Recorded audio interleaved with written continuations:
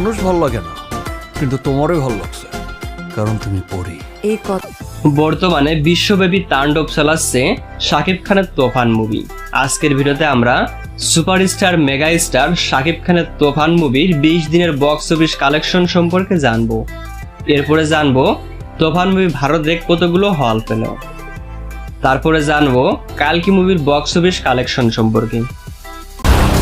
Record check कर लो, मैं आज तक एक फाइट नहीं आ रहा। তো চলুন আর কথা না বাড়িয়ে আজকের ভিডিওটি শুরু করা যাক। প্রথমে আসা যাক তুফান মুভির কাছে। রায়হান রাবি পরিচালিত শাকিব খান অ্যান্ড মিমি অভিনীত মুভি তুফান, যা হিট সুপার হিট নয়, একেবারে বাংলা ফিল্মের সব রেকর্ড ভেঙে ইন্ডাস্ট্রি হিট হয়ে গেছে।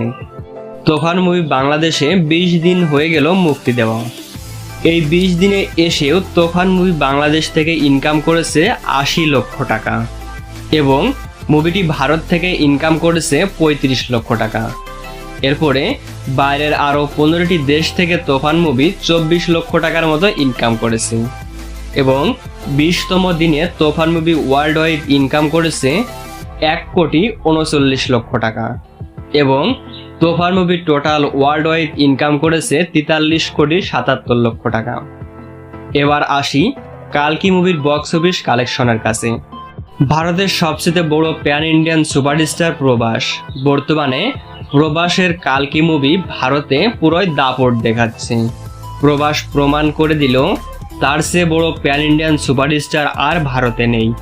কালকি মুভি 10ম দিনে এসে ভারত থেকে ইনকাম করেছে 70 কোটি রুপি এবং ওয়ার্ল্ড ওয়াইড ইনকাম করেছে 40 কোটি রুপি এবং 10ম দিনে এসে কালকি মুভি টোটাল 950 কোটি ইনকাম করে নিয়েছে।